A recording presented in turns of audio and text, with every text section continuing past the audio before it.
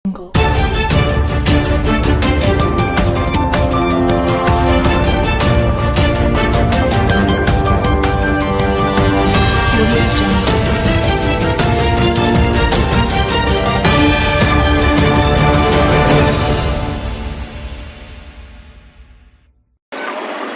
નામ નરેશભાઈ કાચિયા છે.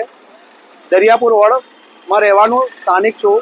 જ્યારે વારંવાર રજૂઆત કર્યા, હેરિટેજ દરવાજો આવેલો છે ત્યાં એની સામે સાઈડે આ માટી પોલીસ સેન્ટર છે.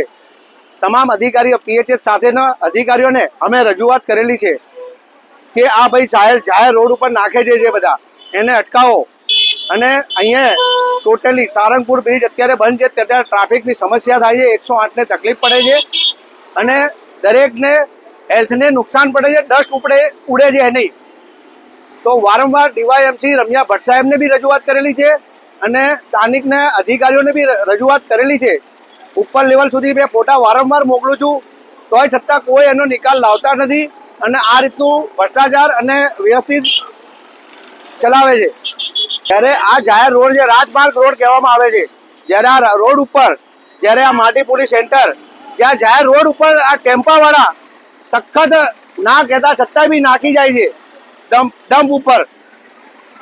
આ જોઈ શકો છો. અને આ હેરિટેજ દરવાજો છે અમરશાહ બાદશાહનો.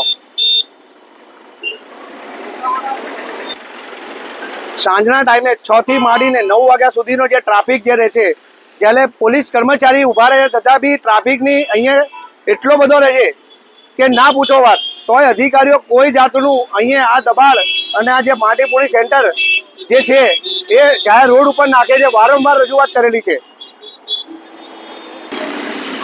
હું દરિયાપુર કડિયાનાગર સ્થાનિક રહેવાસી છું. આ કચ્છાના ઢગલા માટે અમે વારંવાર રજૂઆત કરી લડ્યા છીએ, પણ પિકઅપ અવસ્થા અંદર ટ્રાફિક જામ થાય છે. પોલીસ અહીંયા ઊભી હોય છે, પોલીસ સ્ટાફ ઊભો હોય છે, છતાંય ટ્રાફિકનો એટલો બધો મારો હોય છે અને 108ને કાઢવી મુશ્કેલ પડે છે.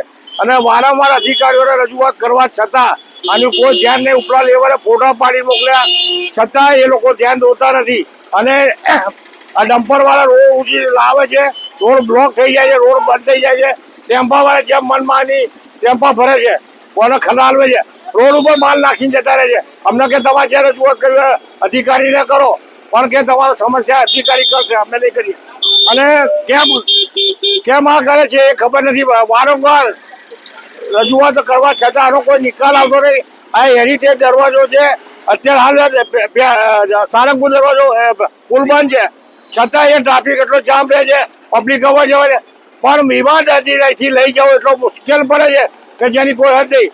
અને દરિયાપુર મસ્ટર સ્ટેશનના અધિકારીઓ અને ઉપલા અધિકારીઓ DYMC એ બધા પોતાનું મનમાની કરે છે, બેદરકારી કરે છે. એટલા રજૂઆત કરવા છતાં કોઈ સાંભળતા નથી. હવે એમના બેરા કાઢ છે, ઊંઘ અમને ઉઠતી નથી.